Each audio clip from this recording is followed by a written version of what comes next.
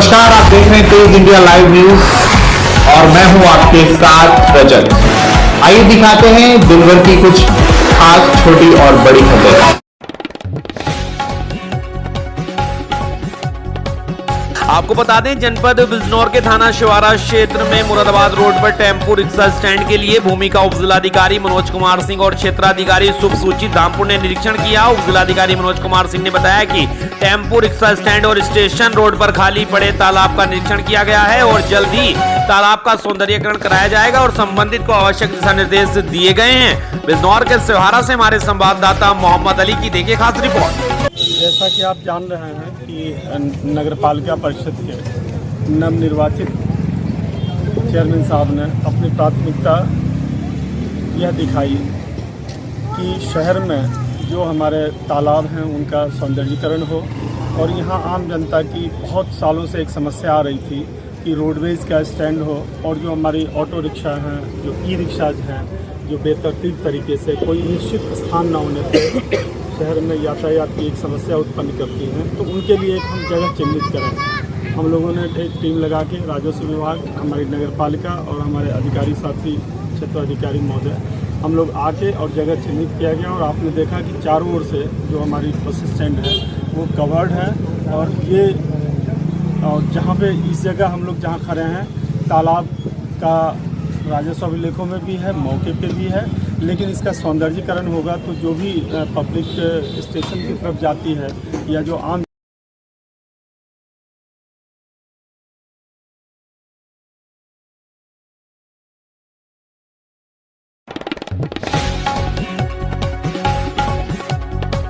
वहीं जनपद बिजनौर के थाना कोतवाली शहर क्षेत्र के आशुतोषपुरम कॉलोनी निवासी प्रदीप कुमार के घर में गन पॉइंट पर बंधक बनाकर 4 अज्ञात बदमाशों ने घर में की लूटपाट। घर में रखे जेवरात व नकदी लूट कर हुए फरार। लगभग 2.5 लाख रुपए के बताए जा रहे हैं जेवरात। गन पॉइंट लूट की घटना से पुलिस विभाग में हड़कंप मच गया है। पुलिस ने अज्ञात बदमाशों के खिलाफ मुकदमा दर्ज कर अज्ञात बदमाशों की तलाश में जुट गई है। SP city doctor Praveen Ranjan Singh ने बताया कि घटना के खुलासे के लिए 3 टीमें गठित कर दी गई है। शीघ्र ही घटना का खुलासा किया जाएगा। बिजनौर से संवाददाता गुड्डू भारती की देखिए खास रिपोर्ट। थाना कोतवाली नगर के आशुतोषपुरम निवासी प्रदीप कुमार ने आज प्रातः एक तहरीर दी जिसमें उन्होंने बताया कि रात्रि लगभग 3 साढ़े 3 बजे के बीच कुछ अज्ञात लोग हमारे घर में घुस आए। घर में रखा लगभग 2.5 लाख रुपए का सोने चांदी के जेवरात, 5,000 रुपया नगद ले गए। तत्काल अभियोग पंजीकृत किया गया। घटना के खुलासे के लिए 3 टीमें लगाई गई हैं। शीघ्र ही घटना का खुलासा करके अभियुक्तों की गिरफ्तारी की जाएगी।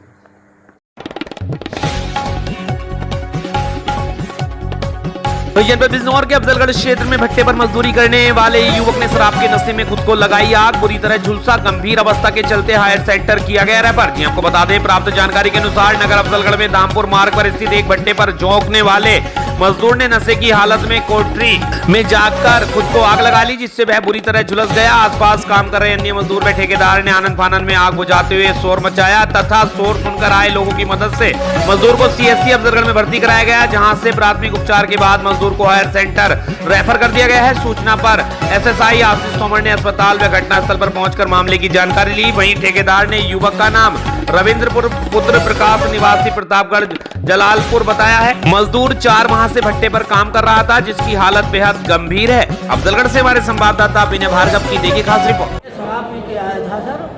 शराब पीने के बाद इन्होंने गया अपनी मढ़ैया में पहुंचा, फिर उसके बाद उठा और हम लोग जो है उधर इस मढ़ैया में थे और इधर देखा तो धुआं धुआं दिखाई देने लगा, तो हम लोग भागे बीच बचाव करने। फिर ये जो है जल गया था, काफ़ी जला था।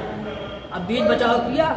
अब हम लोग के 4 महीने से काम कर रहे हैं ऐसे, हम फ्री होके ऐसे इधर उधर कर रहे हैं। अब आज जो है इन्होंने पता नहीं किस गम में जो है ये आग लगा ली। कहाँ, कौन से भट्टे पे काम करता है? सलमान, मोहम्मद सलमान के अफजलगढ़ है यहाँ। कितने दिन से काम कर रहा था? 4 महीने से काम कर रहे हैं। ये कहाँ का निवासी है? ये निवासी में हूँ, गाँव महाराजपुर का मैं निवासी हूँ, जिला प्रतापगढ़ का रहने वाला है। ये भी वहीं का है? ये भी वहीं का है। ये इसका गांव पड़ेगा जलालपुर में, जिला प्रताप।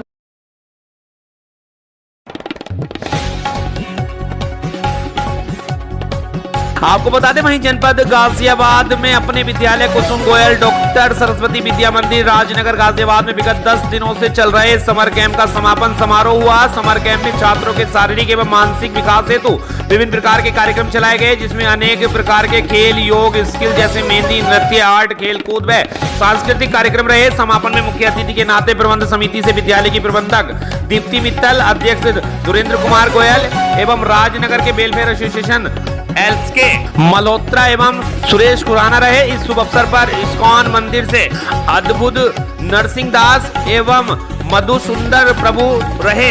आए अतिथियों का परिचय विद्यालय के प्रधानाचार्य पंकज शर्मा द्वारा कराया गया। सभी भैया बहनों को प्रमाण पत्र देकर पुरस्कृत किया गया। संपूर्ण कार्यक्रम में समस्त विद्यालय परिवार, नरेंद्र शर्मा, राजकुमार चौधरी, राखी चौधरी, अर्चना कौशिक का सहयोग रहा। सभी ने कार्यक्रम की भूरी भूरी प्रशंसा की। इस मौके पर ऑल जर्नलिस्ट वेलफेयर एसोसिएशन के उपाध्यक्ष दीपक कौशिक भी मौजूद रहे। विद्यालय के 150 छात्र छात्राओं को पुरस्कार में सम्मान स्वरूप प्रमाण पत्र वितरित किए गए। गाजियाबाद से हमारे संवाददाता पुष्पेंद्र सिन्हा की देखिए खास रिपोर्ट। ये बच्चे बहुत ही व्यवस्थित रहे और 20 तारीख से लेकर के आज तक कंटिन्यू पूर्ण मनोयोग के साथ ये स्कूल आते रहे और मैं तो बड़ी खुशी है कि इनके साथ मैं भी रहा और एक्स्ट्रा क्लास डिफरेंट एक्टिविटी में इन्होंने बहुत अच्छे बढ़ चढ़ करके पार्टिसिपेट किया। इनके लिए मेरी शुभकामनाएं, आगे भी ऐसे अच्छा करते रहेंगे।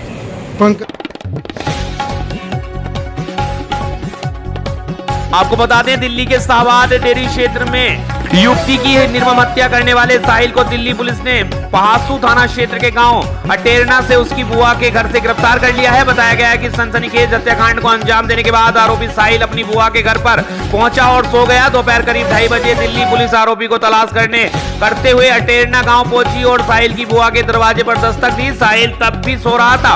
दिल्ली पुलिस ने साहिल को जगाया और गिरफ्तार कर थाना पहासू थाने ले आई। थाने में कागजी कार्रवाई पूरा करने के बाद दिल्ली पुलिस साहिल को नजदीकी सीएससी ले गई, जहां से साहिल का मेडिकल चेकअप कराने के बाद दिल्ली पुलिस दिल्ली ले कर रवाना हो गई। इस संबंध में साहिल की बुआ के बेटे अमन ने बताया कि साहिल सुबह 4 बजे उनके घर पहुंचा था। साहिल ने अपनी बुआ को बताया कि वह शादी से आया है, खाना नहीं खाएगा। साहिल के बुआ के लड़के अमन का दावा नहीं था। साहिल कत्ल कर आया था बुआ के घर। संवाददाता ललित सिरोही की देखिए खास रिपोर्ट। यहाँ से ले जाते टाइम कि चल भाई यहाँ से, तो बोल रहा था कहाँ चलूँ कि चल तेरे को लेने आए हैं हम, तो यहाँ से लेके गए। साहिल कितने बजे आपके घर पर आया था और सुबह 4 क्या बताया था? सुबह 4 बजे आया था। क्या बताया था साहिल ने? कुछ नहीं, बोल रहा था कि मैं शादी में आया था। मैंने पूछा था भैया इतने लगे कैसे आप 4 बजे सुबह में, कि मैं शादी में आया था तो आपके घर आ गया घूमने। बताया था साहिल ने कि मैंने हत्या की है? जी नहीं। कितने बजे यहाँ पुलिस आई थी?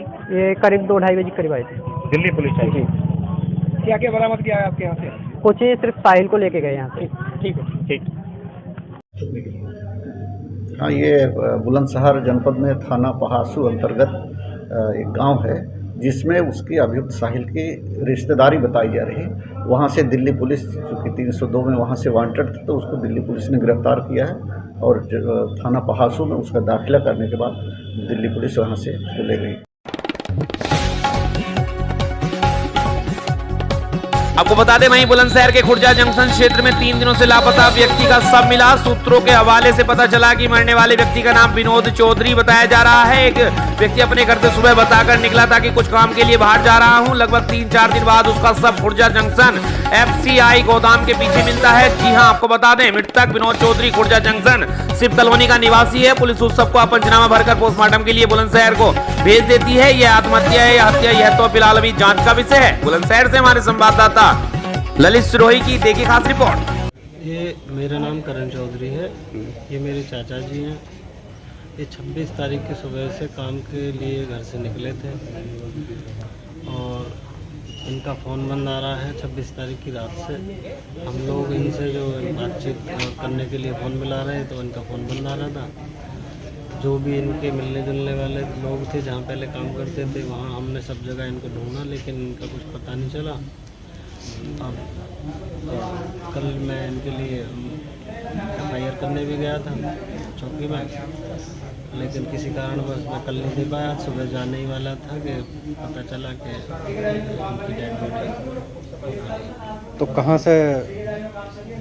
का मामला है? ये मामला है FCI के पीछे खुर्जा जंक्शन पर। रहने वाले कहाँ के? रहने वाले खुर्जा जंक्शन के, शिव कॉलोनी खुर्जा जंक्शन। उनका क्या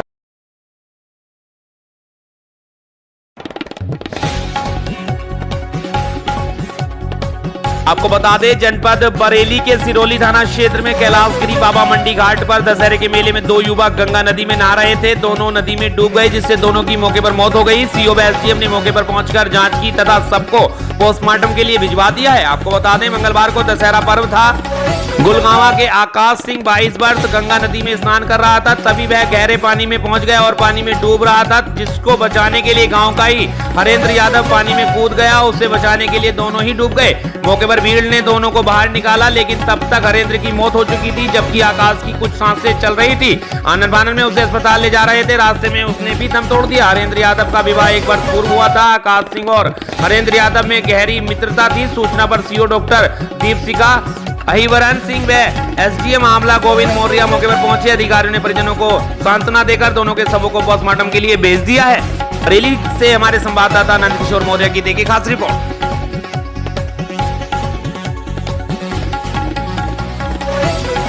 आपको बता दें इस बात की खबर उत्तर प्रदेश के जनपद प्रयागराज से, जहां से दिल्ली में धरने पर बैठे पहलवानों से बड़ी खबर आ रही है। आपको बता दें पहलवानों के समर्थन में उतरी कांग्रेस पार्टी। पहलवानों के समर्थन में कांग्रेस ने प्रयागराज में निकाला कैंडल मार्च। धरना स्थल से लेकर सुभाष चौराहे तक कांग्रेस ने निकाला कैंडल मार्च। बीजेपी सांसद प्रभूषण की गिरफ्तारी की मांग। कांग्रेसियों ने जमकर लगाए सरकार विरोधी और प्रधानमंत्री विरोधी नारे। कांग्रेस के नगर अध्यक्ष प्रदीप मिश्रा अंशुमन ने कहा, देश का गौरव बढ़ाने वाली पहलवानों के साथ हुई बर्बरता निंदनीय है। कांग्रेस नेत्री ने कहा, एक तरफ सांसद का उद्घाटन होता है तो दूसरी तरफ महिलाओं को पुलिस बल पूर्वक उठाती है। प्रयागराज से हमारे संवाददाता दयाशंकर पांडे की देखिए खास रिपोर्ट। और उसके बाद उनका यौन शोषण लगातार जो कुश्ती संघ के अध्यक्ष ब्रजभूषण शरण सिंह हैं वो करते रहे। जब उन्होंने अपनी आवाज़ उठाई तो जिस तरीके से 1 महीने से लगातार वो लोग धरना प्रदर्शन कर रही हैं और उनको कल बर्बरतापूर्ण ढंग से उनको घसीटते हुए पुलिस ले गई और उनकी गिरफ्तारी हुई, उसके विरोध में आज हम लोग यहाँ पर एकत्रित हुए हैं। और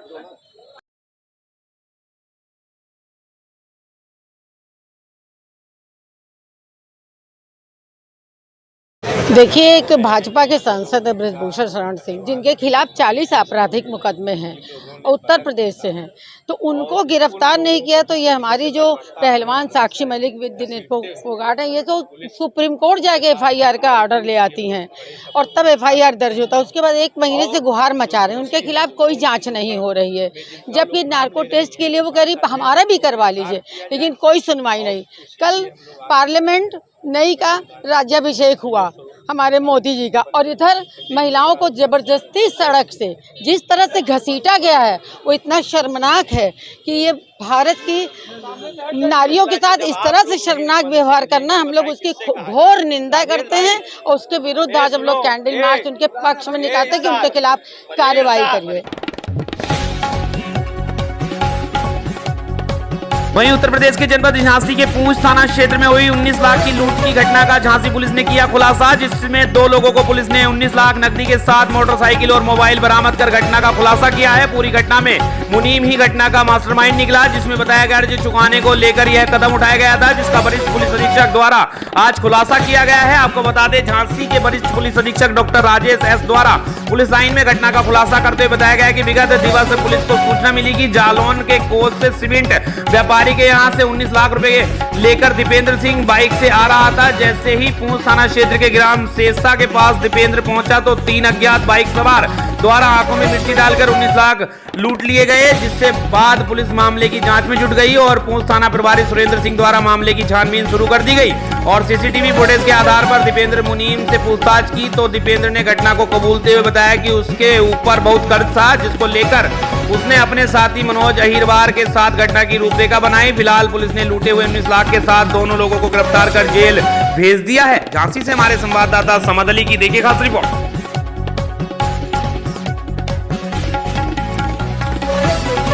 वहीं सिद्धार्थनगर जिले के 2 थाना क्षेत्रों में नदी में नहाने गए 6 बच्चों की डूबकर मौत हो गई है। अलग अलग हुई घटनाओं में आज जान गंवाने वाले सभी बच्चे अपनी रिश्तेदारी में शादी में आए हुए थे। सभी बच्चों की उम्र लगभग 10 से 15 साल के बीच है। मृतक सभी बच्चों के शव नदी से बरामद कर लिए गए हैं और उन्हें पोस्टमार्टम के लिए भेज दिया गया है। जिले में हुई 6 बच्चों की मौत के मामले को मुख्यमंत्री योगी आदित्यनाथ ने संज्ञान लेकर अधिकारियों को परिजनों के सहायता देने की बात कही है। मंगलवार की सुबह एक तरफ बांसी कोतवाली क्षेत्र के खरचोला नानकार गांव में अपने बुआ और नानी के घर आए 15 वर्षीय समीर और 13 वर्षीय महकी गांव के बगल से गुजर रहे राप्ती नदी में डूबने से मौत हो गई है। परिजनों का कहना है कि दोनों रिश्तेदारी की शादी में आए हुए थे और आज सुबह खेलते हुए नदी के किनारे गए और नहाने लगे। कुछ लोगों ने उन्हें डूबता देखकर बचाने की कोशिश की, लेकिन तब तक उनकी मौत हो चुकी थी। वहीं दूसरी तरफ दोपहर 3 बजे जिले के उसका बाजार थाना क्षेत्र के इमलिया गाँव में 4 बच्चों के डूबने से कोहराम मच गया। पूरा मामला दोपहर के लगभग 3 बजे का है, जब इमलिया गाँव के में क्रिकेट मैच खेलने के बाद 5 बच्चे पास की बह रही कूड़ा नदी में नहाने चले गए और गहरे पानी में जाने से डूबने लगे। इस बीच बच्चों की चीख पुकार सुनकर वहां भैंस चराने वाला नदी में कूदा और एक बच्चे को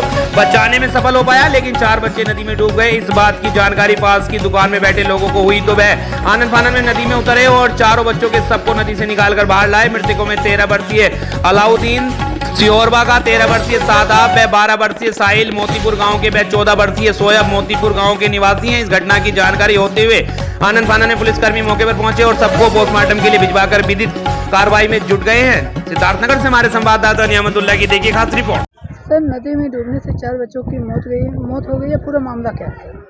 जनपद सिद्धार्थनगर के उसका थाना अंतर्गत मिलिया टोला में बहने वाली कूड़ा नदी में लगभग 2:45 बजे नहाने गए 4 बच्चों की डूबकर मृत्यु हो गई है। चारों बच्चों की डेड बॉडी को ग्रामीणों की मदद से निकाल लिया गया है। आगे की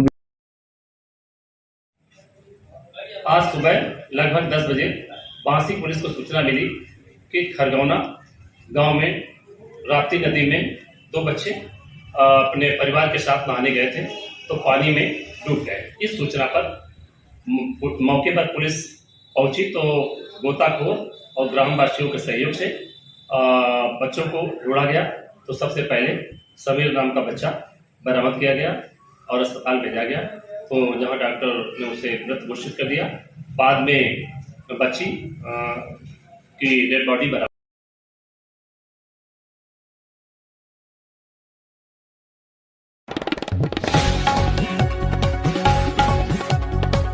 आपको बता दें इस वक्त की खबर उत्तर प्रदेश के जनपद सिद्धार्थनगर से, जहां 30 वर्षीय विवाहिता की संदिग्ध परिस्थितियों में हुई मौत। मृतिका पुष्पा के पिता ने अपने ही दामाद पर लगाया हत्या का आरोप। बता दें आपको आज सुबह घर में मिला पुष्पा का शव। मृतिका के पिता ने पुलिस को हत्या की दी तहरीर। पुलिस मौके पर सबको कब्जे में लेकर आगे की कार्रवाई में जुटी। वहीं पुलिस अधीक्षक अमित कुमार आनंद ने लिया घटनास्थल का जायजा। खेसरा थाना क्षेत्र के दनिया पार का पूरा मामला। सिद्धार्थनगर से हमारे संवाददाता नियामतुल्लाह की देखिए खास रिपोर्ट।